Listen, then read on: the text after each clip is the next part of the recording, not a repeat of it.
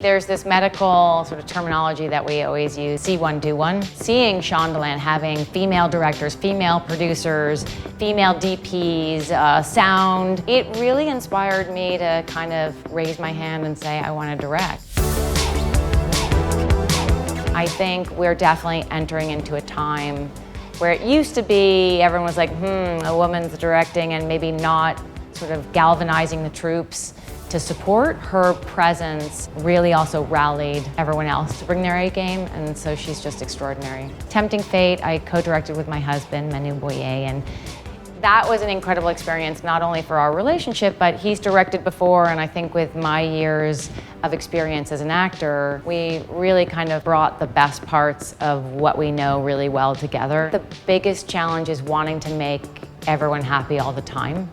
And I realized you just can't do that. You have to be accountable to the people that are paying for the movie. And in this case, it was Lifetime, and they were so incredibly generous on really letting us tell the Jane Green stories. It's really about these women coming of age, and we know coming of age stories sort of for like 13, 14-year-old girls. And I wanted to do coming of age stories of women in their 30s and 40s, because I feel like at that time, you really define your voice. And I feel like a lot of times we see in Hollywood like the perfect woman, and she's airbrushed, and she's got the perfect marriage. I wanted to sort of like rip the top off of that and say, look, we're flawed.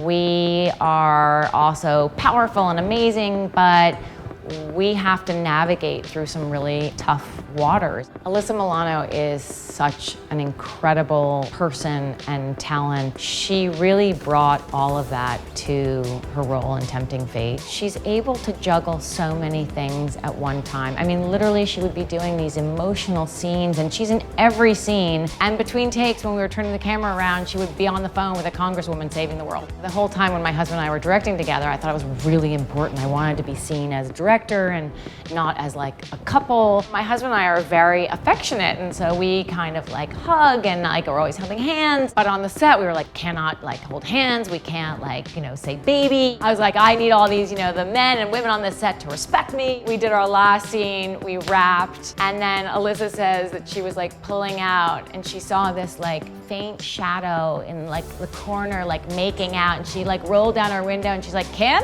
Manu? She's like, are you guys making out? And we were like, yeah. She's like, get a room.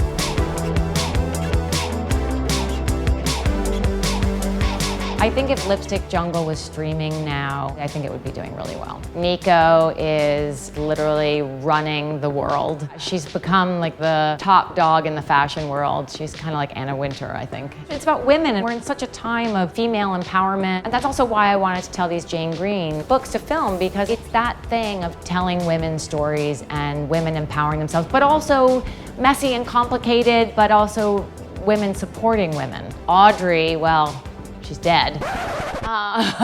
But no, this is what I think's happened to her. She actually wasn't really dead. It was like kind of it was Jack Bauer's way. It was like a fake death. So even though Audrey was shot, I think she's actually living with Jack Bauer on some island in like Tahiti.